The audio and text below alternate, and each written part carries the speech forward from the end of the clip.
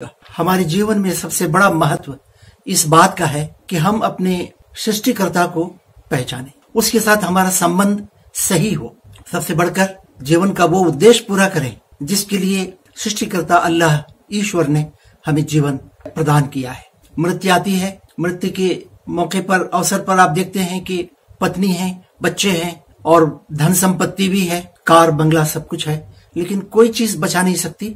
हम अपना समय पूरा करके अल्लाह ईश्वर के पास जाना होता है। तो कुरान हमें बताता है ये जीवन क्या है, सृष्टिकर्ता कौन है, उसका और हमारा रिश्ता क्या है, हमारा संबंध अपने दूसरे भाइयों से या दूसरे इंसानों से कैसा होना चाहिए। जीवन जीने का वो रास्ता हमारे लिए कौन सा लाभदायक है जिससे हमारे जीवन में शांति आए, जीवन में, समाज में हमें न्याय मिले, हमारे मानवाधिकार उसमें सुरक्षित हों और हम आर्थिक और भौतिक रूप से भी बहुत उन्नति प्रगति करें। इन सब के ऊपर एक बहुत बड़ी समस्या हर मनुष्य की है और वो ये है कि मृत्यु के बाद उसका अंत क्या होगा। क्योंकि कुरान स्पष्ट करता है दो ही ठिकाने हैं, एक स्वर्ग है जन्नत और एक दूसरा नरक की आग है। मनुष्य को दो में से एक जगह जाना है, वो फरीकुन फिल जन्नती वो फरीकुन फिस सईर। कुरान बताता है कि हम सब एक अल्लाह ईश्वर के बंदे। कुरान बताता है अल्लाह एक अकेला है, वो सृष्टि करता है, वो रचयिता निर्माता है, उसके अस्तित्व में, गुणों में, अधिकार में कोई सहभागी,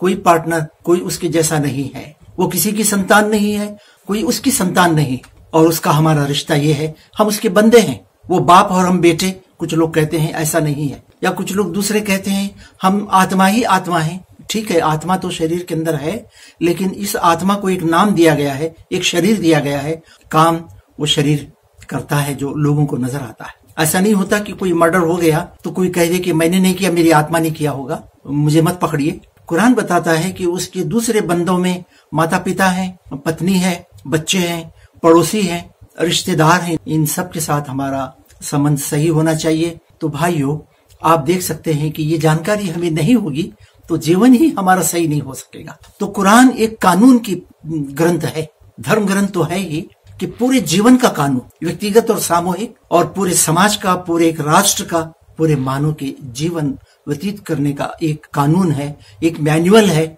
एक संपूर्ण जीवन व्यवस्था हमें बताई गई है। कुरान की विशेषताओं में एक है, कुरान ये ऑथेंटिक और सुरक्षित है। धर्म ग्रंथ बहुत सारे हैं, हम सबका आदर करते हैं, परंतु आप देखें दुर्भाग्य की बात है वो धर्म ग्रंथ सुरक्षित रह नहीं सके, ऑथेंटिक नहीं है। कई चीजें डाली गई, कई चीजें उसमें से निकाल दी गई। कुरान एक ऐसा ग्रंथ है, आज 1450 साल इसको बीत गए, परंतु इसमें एक अक्षर, एक मात्रा भी न डाली गई न उसमें से निकाली गई। वो जैसा प्रॉफिट मोहम्मद पर अवतरित हुआ था अल्लाह ईश्वर की ओर से एक दूत द्वारा, जिनका नाम जिब्राइल है, वो मोहम्मद सल्लल्लाहु अलैहि वसल्लम की ग्रंथ लिखी हुई ग्रंथ नहीं है। 23 वर्षों में ये 114 अध्याय में ये पूरा हुआ। ये सबसे पहली बात है जो बहुत जरूरी है, अवश्य है किसी भी ग्रंथ के बारे में जब हम उस रास्ते पर चलना चाहें तो कुरान इसमें सफल है। दूसरी बात यह है कि कुरान सबके लिए, ये किसी वर्ग के लिए, किसी विशेष भाषा बोलने वालों के लिए, किसी देश के लोगों के लिए नहीं। मानो जब तक धरती पर आते रहेंगे, हवा, पानी, सूरज, चांद की तरह कुरान सबके लिए।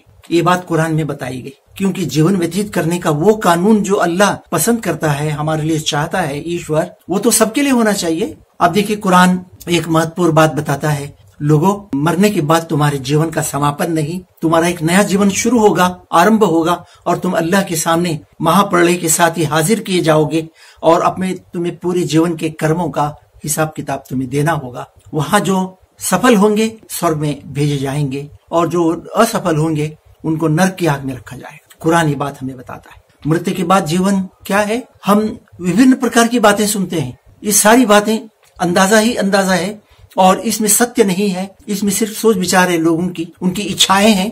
अगर अचानक हमें मृत्यु की बात पता चले, कुरान जो कह रहा था, दुनिया में जो हमने थोड़ा बहुत सुना था वो सब सत्य है, और बिना किसी तैयारी के हम चले जाएं, आप बताइए क्या हाल होगा। तो इसलिए कुरान की ये चेतावनी सबके लिए है कि तुम इस जीवन के अंदर उत्तरदायी हो, एक एक कर्म के लिए। केवल कर्मों के आधार पर तुम्हारा फैसला नहीं होगा।